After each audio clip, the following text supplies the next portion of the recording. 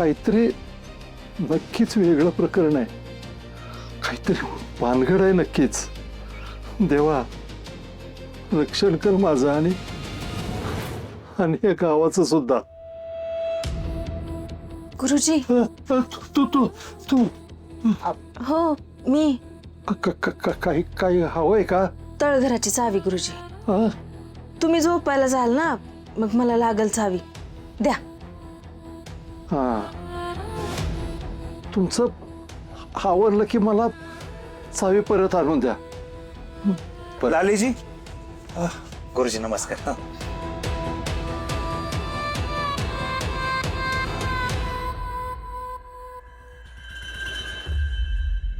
अहो तुम्ही तर घरी नाही गेलात तुम्ही? अहो नाही, मी घरी गेलो होतो. आईने मला सांगितलं तुम्ही इकडेच थांबणार आहे. तुम्ही थंडी गारठ्याचं रात्रभर इथं काम करत राहणार, मग माझं मन कसं लागेल घरी. तुमच्याशिवाय नाही करमत मला. किती खोटा वागतोय हा माणूस. यांचा एखादा मुखवटा बनवून घेऊन पुजावा म्हणते मी. कसं जमतंय? हरकत नाही, हे आर्या प्रकरण मी लवकरच संपवणार आहे. आता ही नरकी हाडळ मला पावणार. काय झालं लालीजी, कसला विचार करताय? ते आत्या बहिणीत जेवण दिलंय. हा मग जेवण करू घे एकत्र. मी पण रात्री इकडेच थांबणार आहे. आणि चाव्या कसल्या त्या? तळघराची चावी आहे.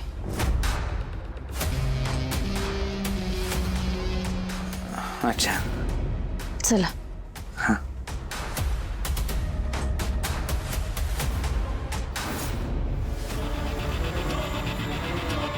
यातली तळघराची एक दिसते, बाकीचे खजिन्याच्या पेटाचे असतील. तसं असेल तर कामच झालं.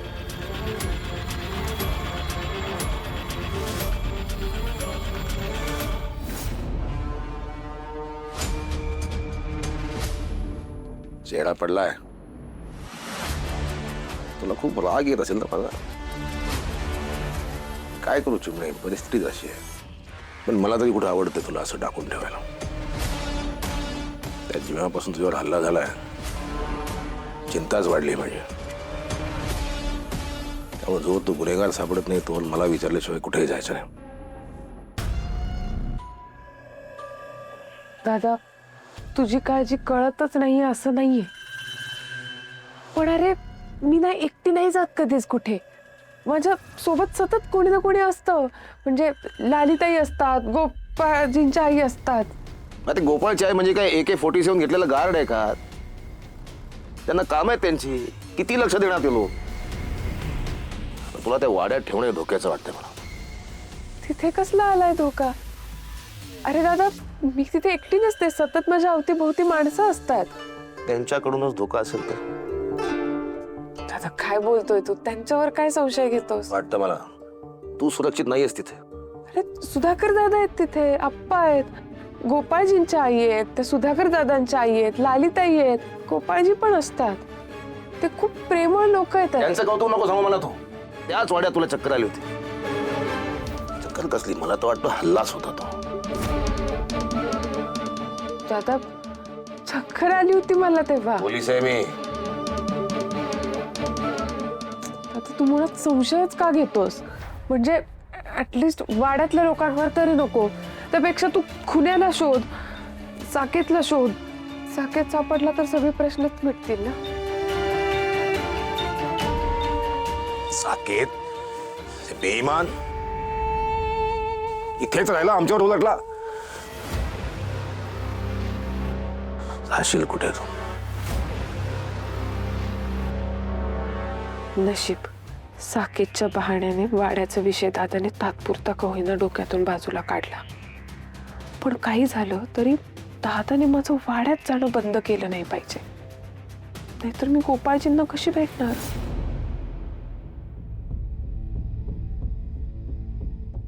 सावकाश.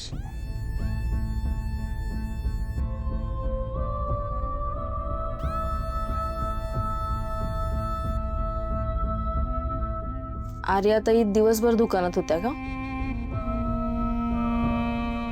नाही म्हणजे त्या घरीच होत्या. त्यांना घरी कटाळा आलता, त्या म्हटल्या मी येते दुकानात, आता त्यांना कोण नाही म्हणणार ना. कंटाळा तर आता मला आलाय या माणसाच्या खोट्या वागण्याचा. हिला जर संशय आला तरी जगणं अवघड करेल माझंही. मला काहीतरी केलं पाहिजे.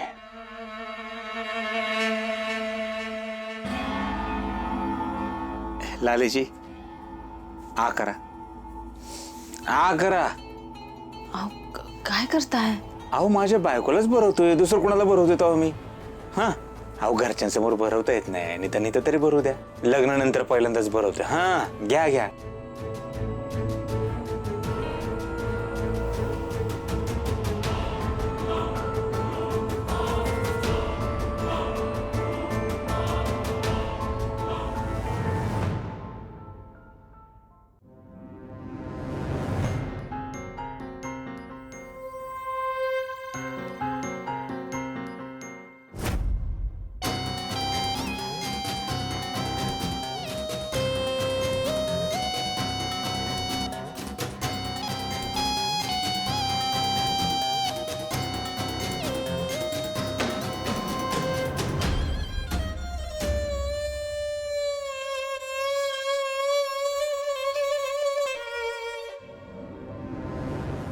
लालीजी, हे मंदिरातले गुरुजी लय डेंजर आहेत बरं का.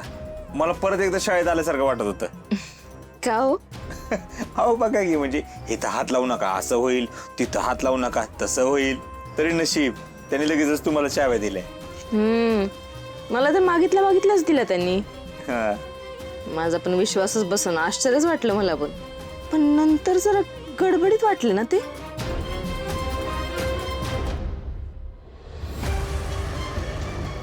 मला हे लवकर गडबड करावी लागणार आहे, पण त्याआधी लालीचं झोपणं गरजेचं आहे.